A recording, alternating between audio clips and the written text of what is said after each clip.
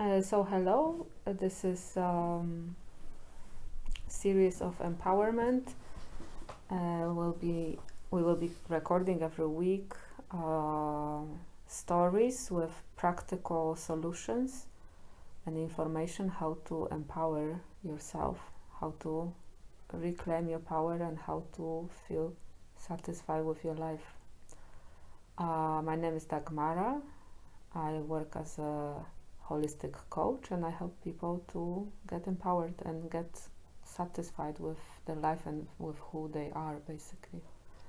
So today I want to tell you a story that just happened a few days ago, that it's a good story to show how guilt works in us.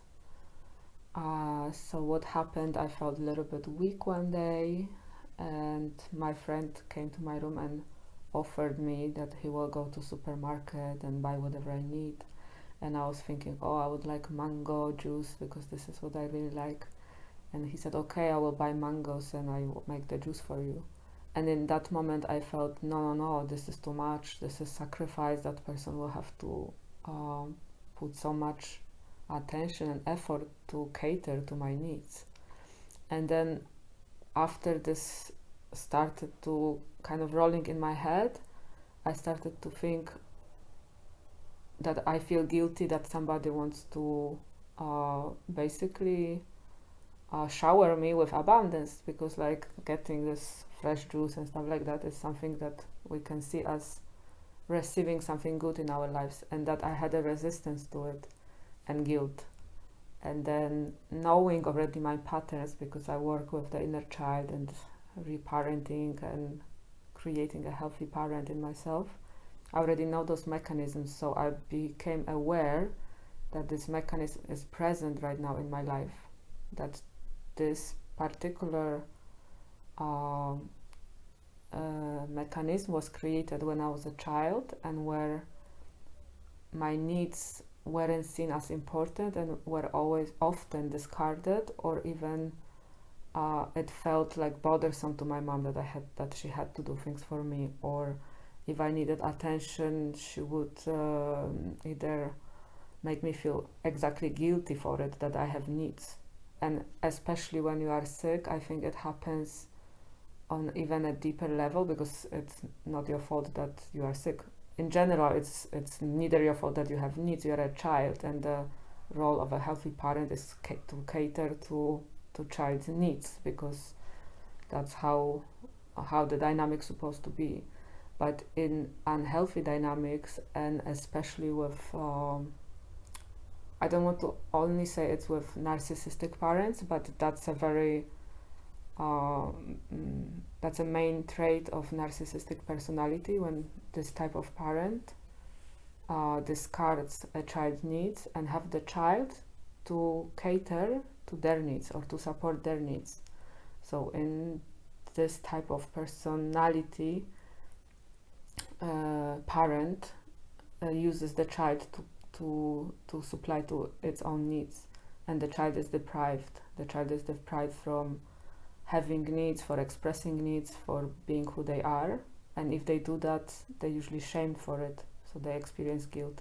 So this also happened in my childhood, that's why I'm talking about it. And this is the reason why those things then surface in your adult life, because they're not healed. And it's a very strong pattern for me, and it was a very strong pattern for me, that my needs weren't seen, weren't catered to, were shame. I was shamed for it, and they were also I was deprived basically from expressing who I was. So when and often when I was sick, I felt even more guilty that now my mom has to go to the store and buy medicine, and she has to go to the doctor with me, like I was a burden, like I made her life difficult. And that was the energetic feeling I was sensing from her, that she had no patience to help me. Her job as a parent is to cater to child needs, but obviously in that dynamic it was the opposite. So I had to feel I felt guilty that I have needs, that I'm sick, that my mom, she's not gonna feel good right now, and all this stuff. and this is a very strong pattern.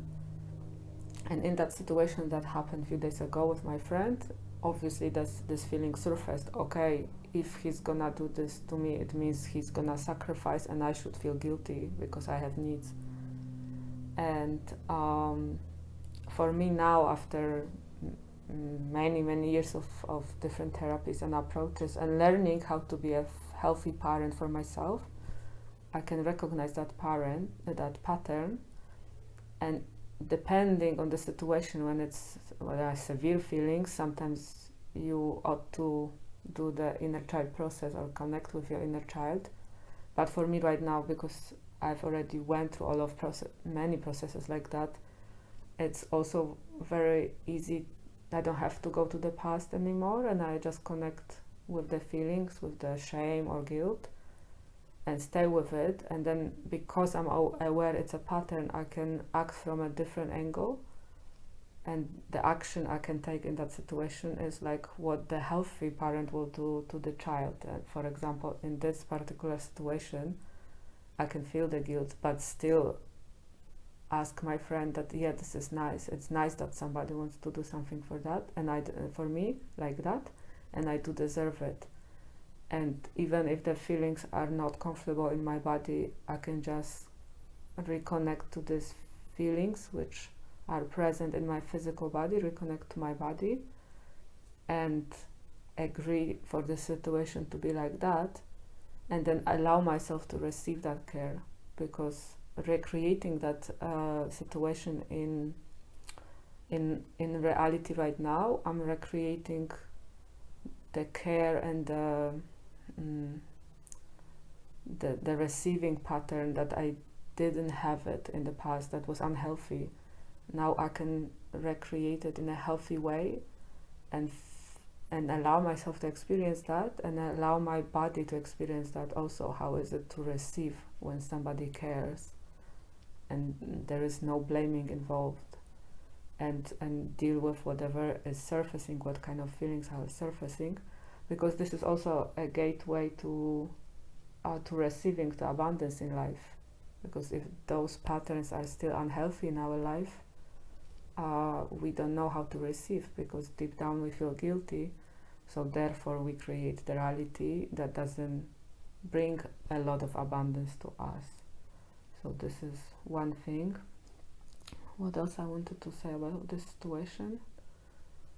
Yes, it's just taking different. So the first thing is to have awareness of your patterns, and that is to do the inner child therapy, to learn what kind of patterns I have and where are they coming from, because this is very empowering. The second thing is to learn how to work with your body, how to experience feelings in your body and what to do about them, and then learn how to be a healthy parent for myself. What kind of parent would I really like to have, and how the parent would act in that situation. And this also takes time to build a healthy picture of a healthy parent, because obviously in the mind we have the unhealthy one. And the fourth one is to take the right action, because one way is to do therapy and connect with the inner child and be the healthy parent, and the second thing is actually take the right action. So I think I said everything that I wanted to say about this. And then so I think, I don't know if I said that, but basically recreating that situation, it's starting a healing process, the healing of the inner child, and the connection of the inner child with the parent, with the mother often, and with the parent it equals with the life, because the unhealthy relationship we had with our parents, now we have with ourselves and with life itself. So the whole process of healing is to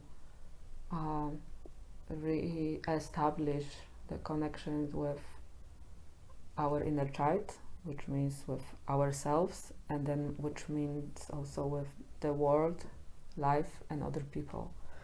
And this is the first episode of the series, and the next week we will talk about another subject that is connected with empowerment. So stay tuned in. Thank you.